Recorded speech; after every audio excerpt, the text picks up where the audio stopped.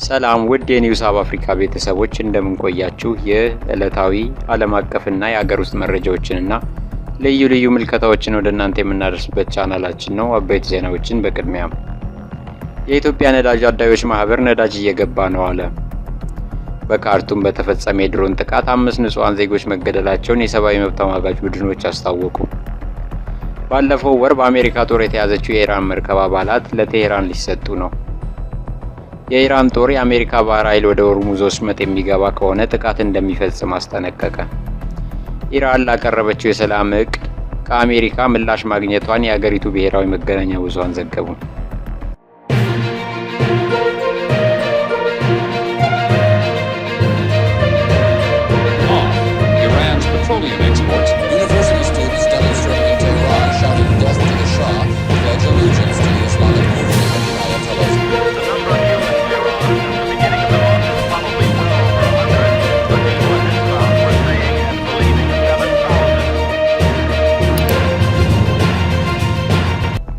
መንግስት የነዳጅ አቅርቦት ወደ ነበረበት መጠን እንዲመለስ ቢወስንም ከጅቡቲ የሚነሱ ነዳጅ የጫኑ ቦቴዎች ወደ ሀገር ውስጥ ለመግባት የሚያደርጉት ጉዞ ቀናትን ስለሚፈጅ በማደያዎች የሚታየው ተሽከርካሪዎች ሰልፍ በፍጥነት ማቃለል እንዳልተቻለ የኢትዮጵያ ነዳጅ አዳዮች ማህበር አስታውቋል።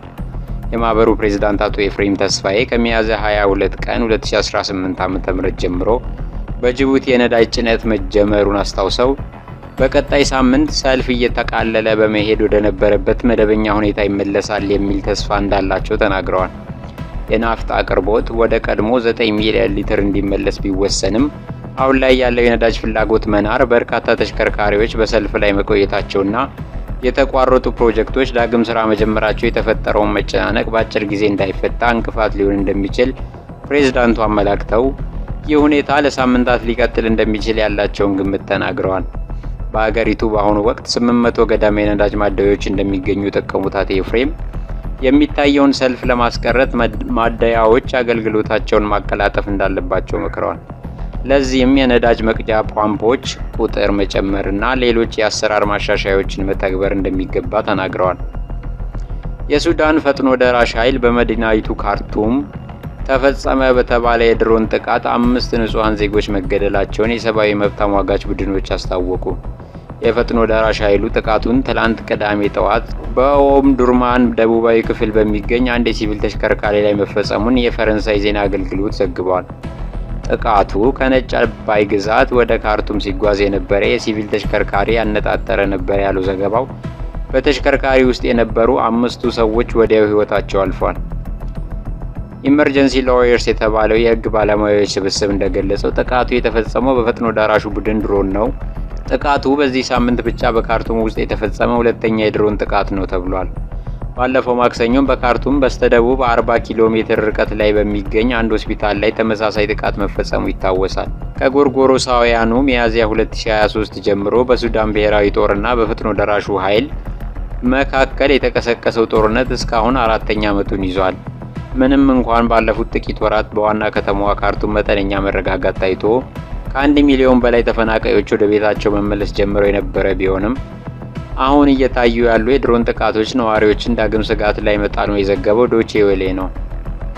ኢራን ላቀረበችው የሰላም እቅድ ከአሜሪካ ምላሽ ማግኘቷን የሀገሪቱ ብሔራዊ መገናኛ ብዙሃን ዘገቡ። የኢራን የውጭ ጉዳይ ሚኒስቴር ቃል አቀባይ አሜሪካ የሰጠችው ምላሽ በፓኪስታን በኩል እንደደረሳቸውና እየተመለከቱት መሆኑን መናገራቸውን ታስኒም የዜና ወኪል ዘግቧል። አሜሪካ እስካሁን ድረስ ለቴሄራን የሰላም እቅድ ምላሽ መስጠቷን በይፋ አላሳወቀችም። ይሁን እንጂ ፕሬዝዳንት ትራምፕ እሁድ ዕለት ለእስራኤሉ ካን ኒውስ እቅዱ ተቀባይነት የሌለው መሆኑን ተናግረዋል። የኢራን መገናኛ ብዙሃን የቴሄራን ባለ 14 ነጥብ የሰላም እቅድ ዋሽንግተን ጦሯን ከድንበር አካባቢ እንድታረቅ፣ የኢራን ወደቦች ላይ ያላቸውን እገዳ እንድታነሳ እንዲሁም የትኛውም ግጭት እስራኤል በሊባኖስ ላይ የምትፈጽመውን ጨምሮ እንዲቆም የሚጠይቅ ነው ሲሉ ዘግበዋል። እቅዱ በሁለቱ ሀገራት መካከል በ30 ቀናት ውስጥ ስምምነት እንዲደረስ ይጠይቃል።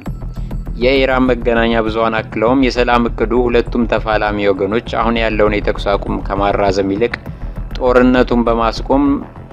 ጦርነቱን በማስቆም ላይ ትኩረት እንዲያደርጉ ይጠይቃል። መገናኛ ብዙሃኑ የኢራን የውጭ ጉዳይ ሚኒስቴር ቃል አቀባይ ኢስማኤል ባይጋይን መገናኛ ብዙሃኑ የኢራን የውጭ ጉዳይ ሚኒስቴር ቃል አቀባይ ኢስማኤል ባጋይን ጠቅሰው አሁን ባለው ደረጃ ስለ ኒውክሌር ድርድር የለም ማለታቸውን ዘግበዋል። ኢራን በተደጋጋሚ የኒውክሌር ፕሮግራሟ ለሰላማዊ ዓላማ ብቻ የሚውል መሆኑን ትናገራለች። ነገር ግን ኢራን የኒውክሌር ጦር መሳሪያ ባይኖራትም ዩራኒየምን የጦር መሳሪያ ለማምረት በሚያስችል ደረጃ ያበለጸገች ብቸኛ ሀገር ናት። ይህ በእንዲህ እንዳለ ባለፈው ወር በአሜሪካ ቁጥጥር ስር የዋለችው የኢራን መርከብ 22 ሰራተኞች ለፓኪስታን ተላልፈው መሰጣታቸው ተገለጸ። የፓኪስታን መንግስት ዛሬ ለኢራን ባለስልጣናት ይተላለፋሉ ሲል አስታውቋል።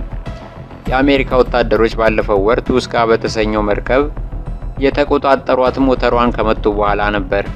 ኢራን ድርጊቱን የባህር ላይ ውንብድና ስትል የጠራችው ሲሆን ፕሬዚዳንት ትራምፕ ደግሞ መርከቡ የባህር ኃይላችንን እገዳዎች ለማለፍ ቢሞክሩም አልተሳካላቸውም ብለዋል። የመርከቡ ሰራተኞች ወደ ሀገራቸው መመለሳቸው በዩናይትድ ስቴትስ የተወሰደ የመተማመን ግንባታ እርምጃ እንደሆነ ፓኪስታን ገልጻለች። መርከቧ አስፈላጊው ጥገና ከተደረገላት በኋላ ወደ መጀመሪያዎቹ ባለቤቶቿ ለመመለስ ወደ ፓኪስታን የውሃ አካል ትመለሳለች ሲል አክሏል። እነዚህ ተመላሾች በኢራንና በአሜሪካ ድጋፍ ጋር በመተባበር እየተቀዳጁ ነው። መርከበኞቹን ለመመለስ ኢራንና አሜሪካ ትብብር ማድረጋቸውን የፓኪስታን ባለስልጣናት ተናግረዋል። ፓኪስታን እንዲህ አይነት መተማመንን የሚገነቡ እርምጃዎችን ትደግፋለች።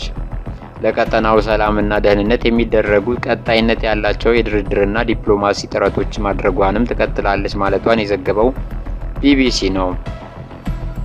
ዶናልድ ትራምፕ በወሽመጡ መንቀሳቀሻ አጥተው የቆሙ መርከቦችን እየመሩ ለማስወጣት መወሰናቸውን ይፋ አድርገዋል። የኢራን ማዕከላዊ እዝ ያወጣው መግለጫ ማንኛውም የውጭ ጦር ኃይል ወደ ወሽመጡ ለመግባትም ሆነ ለመቅረብ ቢሞክር በተለይ የጠብ አጫሪዋ የአሜሪካ ጦር ጥቃት እንፈጽማለን ብሏል። ቢቢሲ እንደዘገበው ሜጀር ጀነራል አሊ አብዱላሂ ኢራን በተደጋጋሚ ወሽመጡ በጦሯ ቁጥጥር ስር መሆኑንና ለማለፍ የሚፈልግ በሁሉም ሁኔታዎች ስር ከቴህራን ጋር መተባበር እንደሚያስፈልገው መናገራቸውን አስታውሰዋል። የጦሩ መግለጫ በኢራን መገናኛ ብዙሃን በሆነው ኢሪብ ተጋርቷል። እሁድ ዕለት ትራምፕ መርከቦቻቸው በሆርሙዝ ወሽመጥ የቆሙባቸውን ሀገራት እንደሚያግዙ ተናግረዋል። ይህንንም ተከትሎ የአሜሪካ ባህር ኃይል ወታደሮቹና የጦር አውሮፕላኖቹን ዝግጁ ማድረጉን አስታውቋል። ትራምፕ ለኢራን፣ ለመካከለኛው ምስራቅና ለዩናይትድ ስቴትስ ደህንነት ሲባል ለአገራት መርከቦቻቸውን እየመራን እገዳ ከተጣለበት የውሃው አካል እንደምናስወጣላቸው ነግረናቸዋል። ስለዚህ በነጻነት ወደሚቀጥለው ጉዳያቸው መሄድ ይችላሉ ሲሉ በማህበራዊ ሚዲያ ገጻቸው ላይ ጽፈዋል። ትራምፕ በሆርሙዝ ወሽመጥ ቆመው ያሉና አሜሪካ ድጋፍ ልታደርግላቸው መሆኑን የነገረቻቸው የየትኞቹ ሀገራት መርከቦች እንደሆኑ አላሳወቁም። ዶናልድ ትራምፕ አሜሪካ በሆርሙዝ ወሽመጥ የቆሙ መርከቦችን እየመራች ልታስወጣ መሆኑን ከመናገራቸው ቀደም ብሎ የተባበሩት መንግስታት አባል ሀገራት በለንደን ባካሄዱት ስብሰባ ኢራን በዓለም አቀፍ የመርከብ ጭነት ላይ የምታደርሰውን መስተጓጎል በጥብቅ አውግዘዋል። ስብሰባው ዓለም አቀፍ የባህር ኃይል ድርጅት የመርከብ ጭነትን የሚቆጣጠረው ልዩ የተባበሩት መንግስታት ተቋም ያቀረበውን ውሳኔ አጽድቋል። ኢራን የመርከብ ሰራተኞችን ደህንነት አደጋ ላይ በመጣል ከባድ ስጋትና ለባህር አካባቢን አደጋን ፈጥራለች ሲል ገልጿል። ከድምፅ አሰጣጡ በኋላ የተቋሙ ኃላፊ አርሴኒዮ ዶሚንጌዝ የመርከበኞች እርዳታ ላይ ትኩረት እንዲደረግ አሳስበዋል። በእነዚህ ጉዳዮች ላይ በምንሰራበት መንገድ ዙሪያ ያለኝን ብስጭት መግለጽ እፈልጋለሁ ብለዋል። እነዚህ ውይይቶችና ሂደቶች ለ9 ሳምንታት መንቀሳቀሻ አጥተው የቆዩት 20,000 የመርከብ ሰራተኞችንና 2,000 መርከቦችን እንዴት እንደሚረዱ አላየውም ሲሉ አስረድተዋል። ውድ የኒውስ አብ አፍሪካ ቤተሰቦች ለዛሬ የያዝናቸው ዘገባዎች እነዚህን ይመስላሉ። በቀጣይ በሌላ ዘገባ እስከምንገናኝ ድረስ ቸር ይቆዩን።